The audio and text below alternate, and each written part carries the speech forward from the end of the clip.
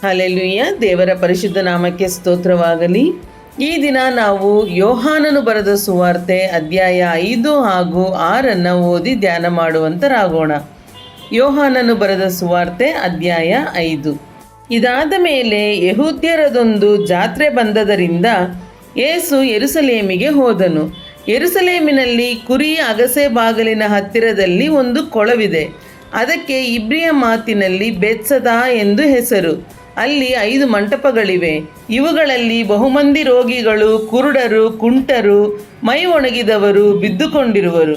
ಅಲ್ಲಿ 38 ವರ್ಷದಿಂದ ರೋಗಿಯಾಗಿದ್ದ ಒಬ್ಬ ಮನುಷ್ಯನಿದ್ದನು. ಅವನು ಬಿದ್ದಿರುವುದನ್ನು ಯೇಸು ಕಂಡು, ಇವನು ಹೀಗಾಗಿ ಬಹುಕಾಲವಾಗಿದೆ ಎಂದು ತಿಳಿದು, ನಿನಗೆ ಸ್ವಸ್ಥವಾಗಲಿಕ್ಕೆ ಮನಸ್ಸುಂಟೋ ಎಂದು ಅವನನ್ನು ಕೇಳಿದ್ದಕ್ಕೆ ಆ ರೋಗಿಯು, ಸ್ವಾಮಿ, ನೀರು ಉಕ್ಕುವಾಗ ನನ್ನನ್ನು ಕೊಳದೊಳಗೆ ಇಳಿಸುವವರು ಒಬ್ಬರೂ ಇಲ್ಲ. ನಾನು ಬರುವುದರೊಳಗೆ ನನಗಿಂತ ಮುಂದಾಗಿ ಮತ್ತೊಬ್ಬನು ಇಳಿಯುತ್ತಾನೆ ಅಂದನು. ಯೇಸು ಅವನಿಗೆ, ಎದ್ದು ನಿನ್ನ ಹಾಸಿಗೆಯನ್ನು ಹೊತ್ತುಕೊಂಡು ನಡೆ ಎಂದು ಹೇಳಿದನು.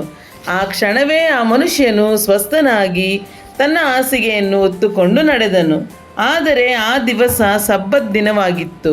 ಹೀಗಿರುವುದರಿಂದ ಯೆಹೂದ್ಯರು ಸ್ವಸ್ಥವಾದವನಿಗೆ, ಈ ಹೊತ್ತು ಸಬ್ಬತ್ ದಿನವಾಗಿದೆ, ನೀನು ಹಾಸಿಗೆಯನ್ನು ಹೊರುವುದು ಸರಿಯಲ್ಲವೆಂದು ಹೇಳಿದ್ದಕ್ಕೆ ಅವನು, ನನ್ನನ್ನು ಸ್ವಸ್ಥ ಮಾಡಿದವನೇ ನಿನ್ನ ಹಾಸಿಗೆಯನ್ನು ಹೊತ್ತುಕೊಂಡು ನಡೆ ಎಂದು ನನಗೆ ಹೇಳಿದನು ಅಂದನು.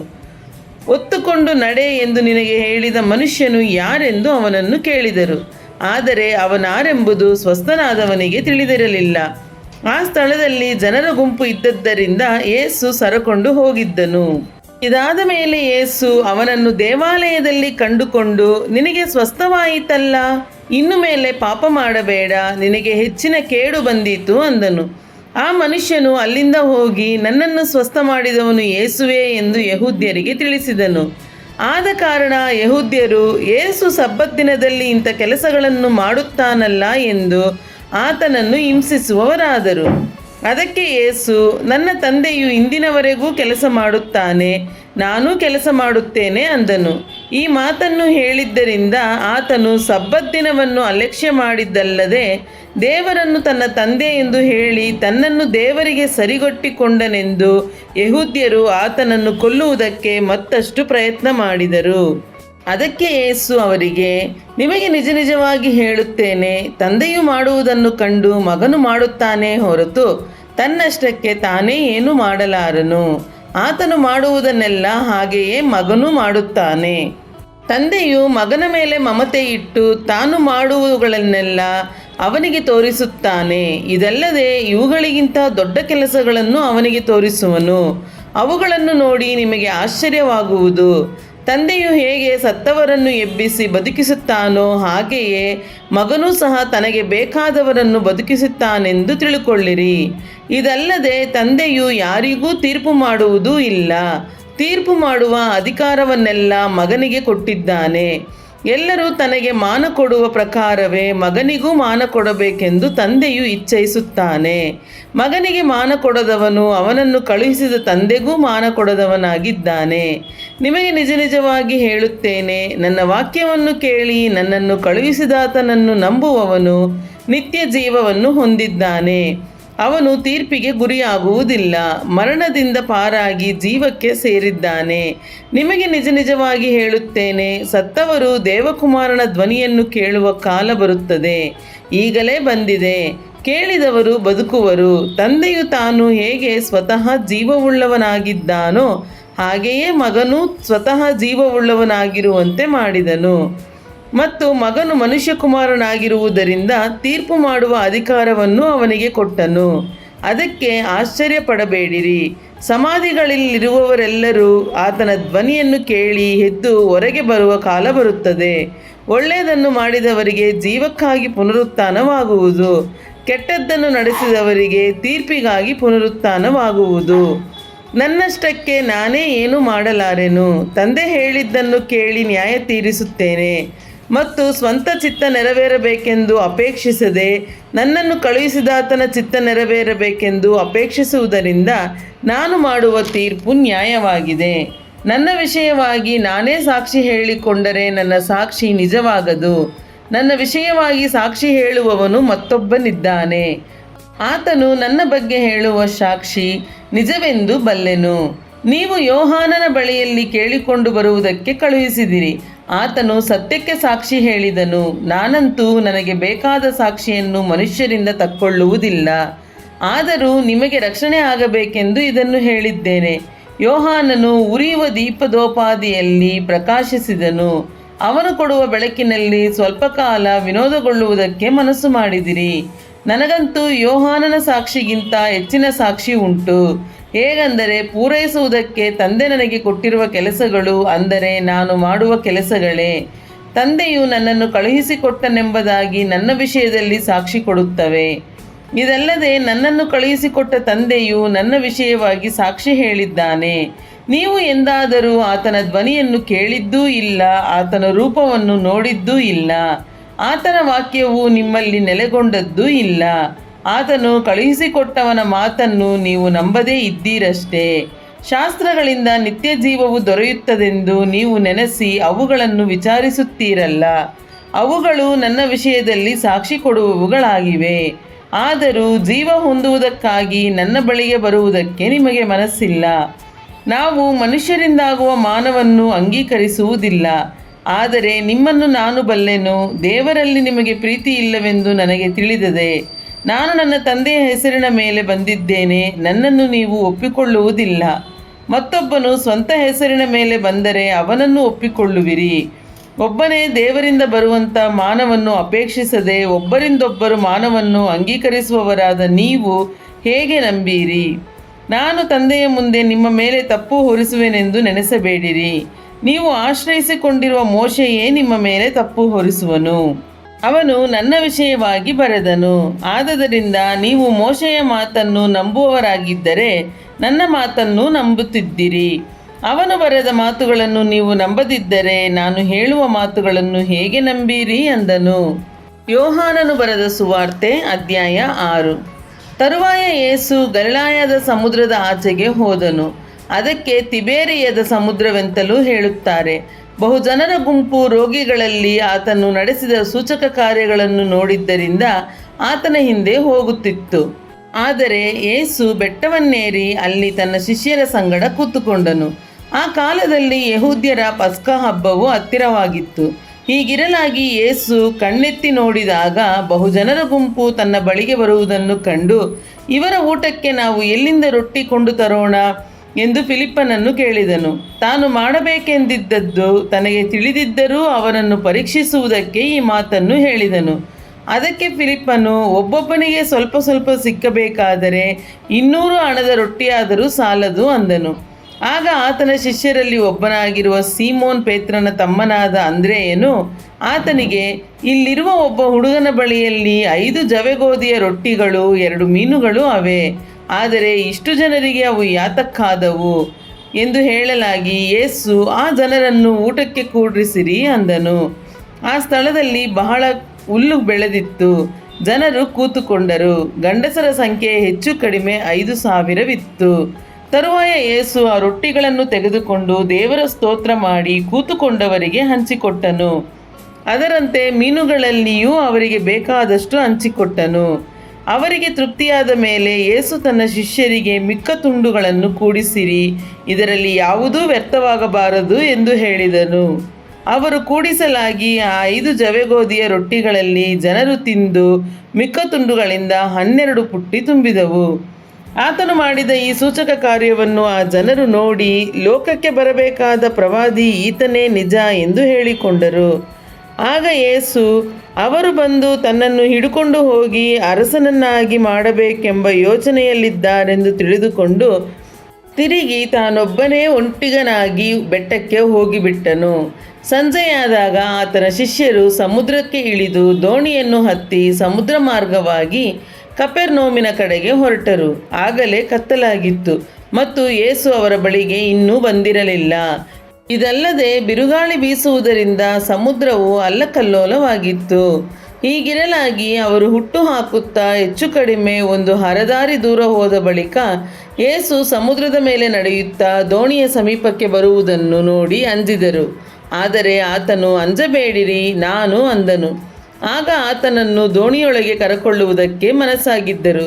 ಮತ್ತು ಆ ಕ್ಷಣವೇ ದೋಣಿಯು ಅವರು ಹೋಗಬೇಕೆಂದಿದ್ದ ಭೂಮಿಗೆ ಮುಟ್ಟಿತು.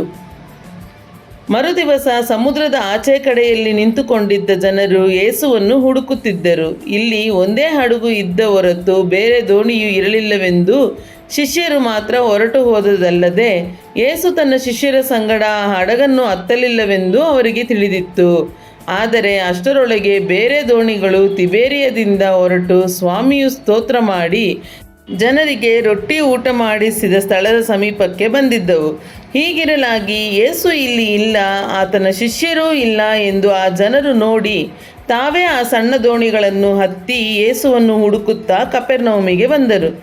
ಮತ್ತು ಸಮುದ್ರದ ಆಚೆ ಕಡೆಯಲ್ಲಿ ಆತನನ್ನು ಕಂಡುಕೊಂಡು, ಗುರುವೇ, ಯಾವಾಗ ಇಲ್ಲಿಗೆ ಬರೋಣವಾಯಿತು ಎಂದು ಕೇಳಿದ್ದಕ್ಕೆ ಯೇಸು ಅವರಿಗೆ, ನಿಮಗೆ ನಿಜವಾಗಿ ಹೇಳುತ್ತೇನೆ, ನೀವು ನನ್ನನ್ನು ಹುಡುಕುವುದು ಸೂಚಕ ಕಾರ್ಯಗಳನ್ನು ನೋಡಿದ್ದರಿಂದಲ್ಲ, ಆ ರೊಟ್ಟಿ ತಿಂದು ಹೊಟ್ಟೆ ತುಂಬಿಸಿಕೊಂಡಿದ್ದರಿಂದಲೇ. ದುಡಿಯಿರಿ, ಕೆಟ್ಟು ಹೋಗುವ ಆಹಾರಕ್ಕಾಗಿ ದುಡಿಯಬೇಡಿರಿ, ನಿತ್ಯ ಜೀವಕ್ಕೆ ಉಳಿಯುವ ಆಹಾರಕ್ಕಾಗಿ ದುಡಿಯಿರಿ. ಇಂಥ ಆಹಾರವನ್ನು ಮನುಷ್ಯಕುಮಾರನು ನಿಮಗೆ ಕೊಡುವನು. ಇದಕ್ಕಾಗಿ ತಂದೆಯಾದ ದೇವರು ಆತನನ್ನು ನೇಮಿಸಿ ಮುದ್ರೆ ಹಾಕಿದ್ದಾನೆ ಅಂದನು.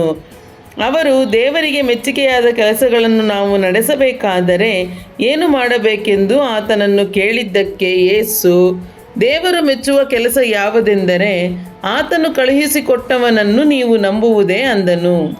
ಅವರು ಆತನನ್ನು, ಹಾಗಾದರೆ ನಾವು ನೋಡಿ ನಿನ್ನ ಮಾತನ್ನು ನಂಬುವಂತೆ ಏನು ಸೂಚಕ ಕಾರ್ಯ ಮಾಡುತ್ತೀ? ನಮ್ಮ ಹಿರಿಯರು ಅಡವಿಯಲ್ಲಿ ಮನ್ನಾ ತಿಂದರು, ಪರಲೋಕದಿಂದ ರೊಟ್ಟಿಯನ್ನು ಅವರಿಗೆ ತಿನ್ನುವುದಕ್ಕೆ ಕೊಟ್ಟನು ಎಂದು ಶಾಸ್ತ್ರದಲ್ಲಿ ಬರೆದದೆಯಲ್ಲ. ನೀನು ಏನು ಕೆಲಸ ನಡೆಸುತ್ತೀ ಎಂದು ಕೇಳಿದಾಗ ಯೇಸು ಅವರಿಗೆ, ನಿಮಗೆ ನಿಜವಾಗಿ ಹೇಳುತ್ತೇನೆ, ಮೋಶೆಯು ನಿಮಗೆ ಪರಲೋಕದಿಂದ ರೊಟ್ಟಿ ಕೊಟ್ಟವನಲ್ಲ, ನನ್ನ ತಂದೆಯು ಪರಲೋಕದಿಂದ ಬರುವ ನಿಜವಾದ ರೊಟ್ಟಿಯನ್ನು ನಿಮಗೆ ಕೊಡುತ್ತಾನೆ. ದೇವರು ಕೊಡುವ ಆ ರೊಟ್ಟಿ ಯಾವುದೆಂದರೆ ಪರಲೋಕದಿಂದ ಇಳಿದು ಬಂದ ಲೋಕಕ್ಕೆ ಜೀವವನ್ನು ಉಂಟು ಮಾಡುವಂಥದ್ದೇ ಎಂದು ಹೇಳಿದನು. ಆಗ ಅವರು, ಸ್ವಾಮಿ, ಆ ರೊಟ್ಟಿಯನ್ನು ನಮಗೆ ಯಾವಾಗಲೂ ಕೊಡು ಅನ್ನಲು ಯೇಸು ಅವರಿಗೆ, ಜೀವ ಕೊಡುವ ರೊಟ್ಟಿ ನಾನೇ. ನನ್ನ ಬಳಿಗೆ ಬರುವವನಿಗೆ ಎಂದಿಗೂ ಹಸಿವೆಯಾಗುವುದಿಲ್ಲ, ನನ್ನನ್ನು ನಂಬುವವನಿಗೆ ಎಂದಿಗೂ ನೀರಡಿಕೆಯಾಗುವುದಿಲ್ಲ. ಆದರೆ ನೀವು ನನ್ನನ್ನು ನೋಡಿದ್ದರೂ ನಂಬದೇ ಇದ್ದೀರಿ ಎಂದು ನಿಮಗೆ ಹೇಳಿದನಲ್ಲವೇ? ತಂದೆಯು ನನಗೆ ಕೊಡುವಂಥವರೆಲ್ಲರೂ ನನ್ನ ಬಳಿಗೆ ಬರುವರು, ಮತ್ತು ನನ್ನ ಬಳಿಗೆ ಬರುವವರನ್ನು ನಾನು ತಳ್ಳಿಬಿಡುವುದೇ ಇಲ್ಲ. ನನ್ನ ಚಿತ್ತದಂತೆ ನಡೆಯುವುದಕ್ಕಾಗಿ ನಾನು ಬಂದಿಲ್ಲ, ನನ್ನನ್ನು ಕಳುಹಿಸಿದಾತನ ಚಿತ್ತವನ್ನೇ ನೆರವೇರಿಸುವುದಕ್ಕೆ ಪರಲೋಕದಿಂದ ಬಂದೆನು. ನನ್ನನ್ನು ಕಳುಹಿಸಿದಾತನ ಚಿತ್ತವು ಏನೆಂದರೆ, ಆತನು ನನಗೆ ಕೊಟ್ಟವರಲ್ಲಿ ಒಬ್ಬನನ್ನೂ ನಾನು ಕೆಡಗೊಡಿಸದೆ ಅವನನ್ನು ಕಡೇ ದಿನದಲ್ಲಿ ಎಬ್ಬಿಸಬೇಕೆಂಬುದೇ. ಮಗನನ್ನು ನೋಡಿ ಆತನನ್ನು ನಂಬುವ ಪ್ರತಿಯೊಬ್ಬನಿಗೆ ನಿತ್ಯ ಜೀವವು ಸಿಕ್ಕಬೇಕೆಂಬುದೇ ನನ್ನ ತಂದೆಯ ಚಿತ್ತವಾಗಿದೆ, ಮತ್ತು ನಾನು ಕಡೇ ದಿನದಲ್ಲಿ ಅವನನ್ನು ಎಬ್ಬಿಸುವೆನು ಎಂದು ಹೇಳಿದನು. ಆತನು ಪರಲೋಕದಿಂದ ಇಳಿದು ಬಂದ ರೊಟ್ಟಿ ನಾನೇ ಎಂದು ಹೇಳಿದ್ದಕ್ಕೆ ಯೆಹೂದ್ಯರು ಆತನ ವಿಷಯವಾಗಿ ಗುಣುಗುಟ್ಟಿ, ಇವನು ಯೋಸೇಫನ ಮಗನಾದ ಯೇಸು ಅಲ್ಲವೇ? ಇವನ ತಂದೆ ತಾಯಿಗಳನ್ನು ನಾವು ಬಲ್ಲೆವಲ್ಲವೇ? ಈಗ ಇವನು ಪರಲೋಕದಿಂದ ಇಳಿದು ಬಂದಿದ್ದೇನೆಂದು ಹೇಳುವುದು ಹೇಗೆ ಅಂದರು. ಅದಕ್ಕೆ ಯೇಸು ಅವರಿಗೆ, ನಿಮ್ಮೊಳಗೆ ಗುಣಗುಟ್ಟಬೇಡಿರಿ. ನನ್ನನ್ನು ಕಳುಹಿಸಿಕೊಟ್ಟಂಥ ತಂದೆಯು ಎಳೆದ ಹೊರತು ಯಾವನು ನನ್ನ ಬಳಿಗೆ ಬರಲಾರನು, ಮತ್ತು ನಾನು ಅವನನ್ನು ಕಡೇ ದಿನದಲ್ಲಿ ಎಬ್ಬಿಸುವೆನು. ಅವರೆಲ್ಲರೂ ದೇವರಿಂದ ಶಿಕ್ಷಿತರಾಗಿರುವರು ಎಂದು ಪ್ರವಾದಿಗಳ ಗ್ರಂಥದಲ್ಲಿ ಬರೆದದೆ. ತಂದೆಯಿಂದ ಕೇಳಿ ಕಲಿತವರೆಲ್ಲರೂ ನನ್ನ ಬಳಿಗೆ ಬರುತ್ತಾರೆ. ಯಾವನಾದರೂ ತಂದೆಯನ್ನು ನೋಡಿದ್ದಾನೆಂದು ತಿಳಿಯಬೇಡಿರಿ, ದೇವರ ಬಳಿಯಿಂದ ಬಂದವನೊಬ್ಬನೇ ತಂದೆಯನ್ನು ನೋಡಿದ್ದಾನೆ. ನಂಬಿರುವವನು ನಿತ್ಯ ಜೀವವನ್ನು ಹೊಂದಿದ್ದಾನೆಂದು ನಿಮಗೆ ನಿಜವಾಗಿ ಹೇಳುತ್ತೇನೆ. ಜೀವ ಕೊಡುವ ರೊಟ್ಟಿ ನಾನೇ. ನಿಮ್ಮ ಹಿರಿಯರು ಅಡವಿಯಲ್ಲಿ ಮನ್ನಾ ತಿಂದರೂ ಸತ್ತು ಹೋದರು.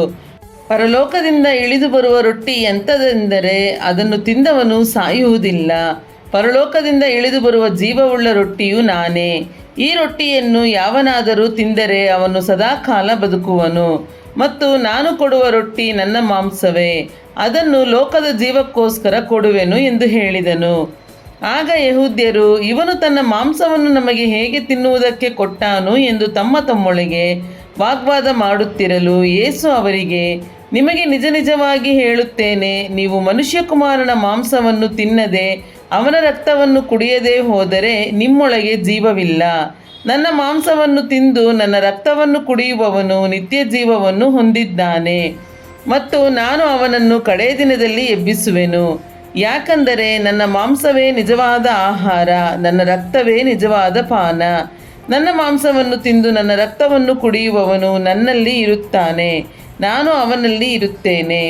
ಜೀವಸ್ವರೂಪನಾದ ತಂದೆಯು ನನ್ನನ್ನು ಕಳುಹಿಸಿಕೊಟ್ಟಿರಲಾಗಿ ನಾನು ತಂದೆಯಿಂದ ಜೀವಿಸುತ್ತೇನೆ. ಅದರಂತೆ ನನ್ನನ್ನು ತಿನ್ನುವವನೇ ನನ್ನಿಂದ ಜೀವಿಸುವನು. ಪರಲೋಕದಿಂದ ಇಳಿದು ಬಂದ ರೊಟ್ಟಿ ಇದೇ. ನಿಮ್ಮ ಹಿರಿಯರು ಮನ್ನಾ ತಿಂದರೂ ಸತ್ತರು, ಇದು ಹಾಗಲ್ಲ. ಈ ರೊಟ್ಟಿಯನ್ನು ತಿನ್ನುವವನು ಸದಾಕಾಲ ಜೀವಿಸುವನು ಎಂದು ಹೇಳಿದನು. ಕಪೆರ್ನೌಮಿನ ಸಭಾಮಂದಿರದಲ್ಲಿ ಉಪದೇಶ ಮಾಡುವಾಗ ಇದನ್ನು ಹೇಳಿದನು.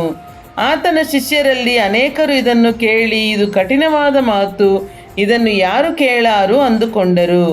ಯೇಸು ತನ್ನ ಶಿಷ್ಯರು ಇದಕ್ಕೆ ಗುಣುಗುಟ್ಟುತ್ತಾರೆಂದು ತನ್ನಲ್ಲಿ ತಿಳುಕೊಂಡು ಅವರಿಗೆ, ಈ ಮಾತಿನಿಂದ ನಿಮಗೆ ಬೇಸರವಾಯಿತೋ? ಹಾಗಾದರೆ ಮನುಷ್ಯಕುಮಾರನು ತಾನು ಮೊದಲು ಇದ್ದಲ್ಲಿಗೆ ಏರಿ ಹೋಗುವುದನ್ನು ನೀವು ನೋಡಿದರೆ ಏನನ್ನುವಿರಿ?